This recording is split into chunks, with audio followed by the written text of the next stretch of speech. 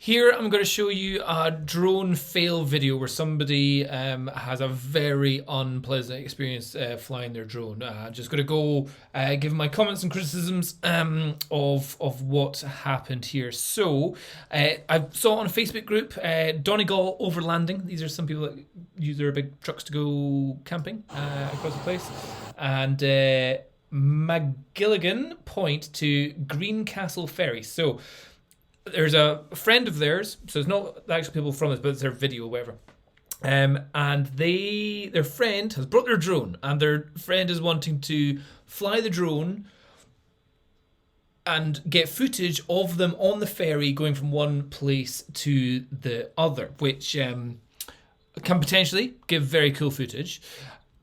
The only thing is, I would never take off from the ferry. So the ferry being the big boat that's got all the cars and stuff on it. The potential amount of things that can go wrong are quite high here. So we can see here, he's got the DJI Mavic Air 2, which once you've brought, and he says he only bought it 2 months ago. And in fact, if you hear the people, oh, isn't he? they're already saying he's a brave, brave man. There's a fine line between bravery and stupidity here. If he was a fantastic pilot, if he was fully confident in his skills, then and if this went all okay, then yeah, brave man. If it crashes and goes for a swim, not a brave man. You'll see in a minute. Returning home. So it starts off a little bit. I don't know if that was him just getting his controller ready, or did he forget to actually turn the drone on? The boat isn't moving. The ferry isn't moving at the moment. It does sound like there's quite a bit of a breeze going on as well. This drone can easily deal with even a significant breeze. However, being able to fly in a breeze is fine. It's the landing and it's the taking off in a breeze that is a bit of a challenge, because again, he's taking off from a pretty narrow area. If we see where he is, You might as well fly over that way. he's barely got a meter on both sides. Where he is there's a barrier, and a meter on the other side of the drone there's another barrier. So if it goes 1 meter out of place, it's going to be hitting a barrier here. Advising Adam to land on the other side if he encounters any problems. So the boat's, it's not going a far distance. It's only about 2 kilometers or so. And that drone, with a full battery, hopefully, could easily get to the other side, and he could just land it, look through the screen and land on some ground over there. In fact, it says 1.7 kilometers long, so landing on the other side is easy. Yeah, absolutely. You can hear the wind. Return home point location is recorded as soon as it lifts off. So, one, he doesn't wait for the take home or the home point to be made before he takes off. So that's error number 1. 2, this ferry is all metal. These drones have a compass inside, which can be easily affected by metal, not just right beside it, but underneath it or around it. So we've got wind and metal, very narrow location to take off. What sounds like a wind, and we're about to now be a moving object. For example, I can't take off from the roof of my car. If I put my drone, whoa, okay, we missed it there. I can't take off from the roof of my car. If I put the drone on top of my car and I turn it on, it will say compass error, because even though it's not magnetized in any sort of way, the metal of the car affects the compass, and you don't want the compass getting glitchy while you're up there and you're trying to turn it around and it starts going the complete other direction. Granted, the compasses, I think, have become better and better through the evolutions of the drones. So he takes off, and he does the right thing there. He rises quickly to get out of the way of everyone. But again, his landing spot is narrow.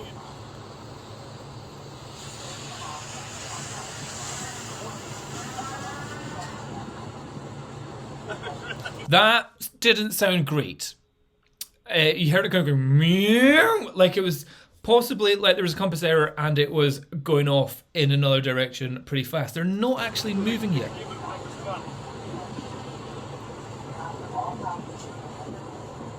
He's got full controls. He's going quite harsh on the controls. He knew. He fucked up. And then this is when we see the boat is now about to leave. So the ferry. So this highly metal ferry is now leaving port.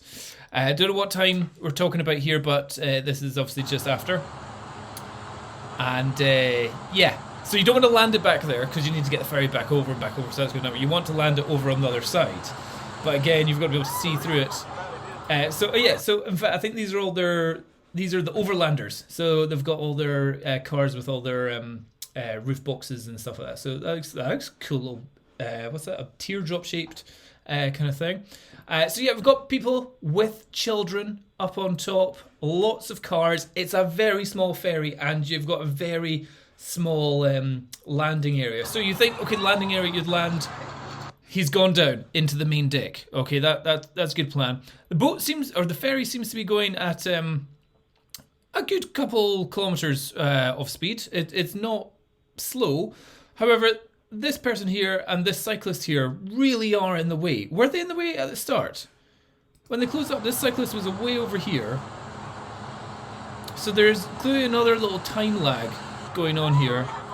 They show a little bit of the boat, and then now he's going in for the landing. The cyclist is now, I'm going to stand at the back. He's really in the way. It'd be great if he moved out of the way for this. Okay, they haven't gone too far, but yeah, that's probably a good 40 seconds or a minute being away. There it is up there. So he's got this landing area. It would be great if this person moved out of the way. But yeah, we are landing on a moving object. Yeah. Even if it wasn't being obnoxious, as a cyclist and as that security guy, I wouldn't be standing there. You know, if you're like, hey, I don't want you flying your drone here, still get out of the way. So one, he can land it, you can complain about it afterwards. But also, if that drone goes in the wrong way, they're going to get smacked in the head. So if I was going to say, guys, could you move to the side a little bit just in case this hits you? It's got spinning propellers of death that will chop you up. That should hopefully give you a little bit more space to land. So he's brought it down. Now, this drone has got a couple of settings. You've got cine mode, you've got sports mode. Sports mode takes off all the sensors and all that stuff. And because there's things here, the sensors are on, which will stop it, obstacle avoidance sensors. So he's obviously trying to bring it in for a land. Now he needs to do it for a quick land. You either do a catch land, which he can't do because he's moving. That's the thing. You can't do a catch land on a moving object because you need both fingers on the controls. So you need to do a heavy land. You're going to have to just bring it down to the ground and get it down as fast as possible. You've got to be flying it forward and down. But with the sensors on, it'll be like, oh, we're getting too close to landing. We need to go up and then come down. But it will be thinking about the same area. While you move forward, it will look like it's going backwards. And that's exactly what happens here. Now, everyone's laughing, thinking, oh, this is funny. For him, he's like, shitting. If that was me, I'd be shitting my pants at this point. Not the kind of ha ha ha jovial laugh. I'd be like, oh no, is what I'd be saying here. God. So they've put up the text here. The drone is detecting the obstacles and refusing to fly forward into them. So the obstacles could be these bits at the side, this barrier at the side, or these people that are in the way. So again, this is where having a partner helping out here, just saying, hey guys, can you move out to the side? We're trying to get this landing. Just get these people out the way. They are the obstacle. So he has to fly forward.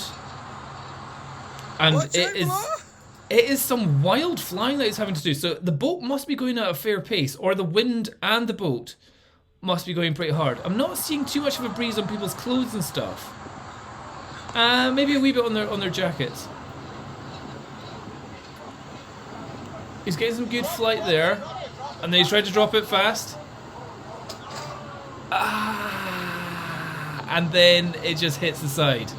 It almost looks like the boat is veering left and right. That pain in his chest. He's literally just lost over £1,000 worth of gear. So here, let's see, this is a different angle. So we obviously had two people filming. Came down. Yeah, so the obstacle were these people. These people were the obstacle. I think he's flying forward. He's not flying backwards, I don't think. He's flying forward here.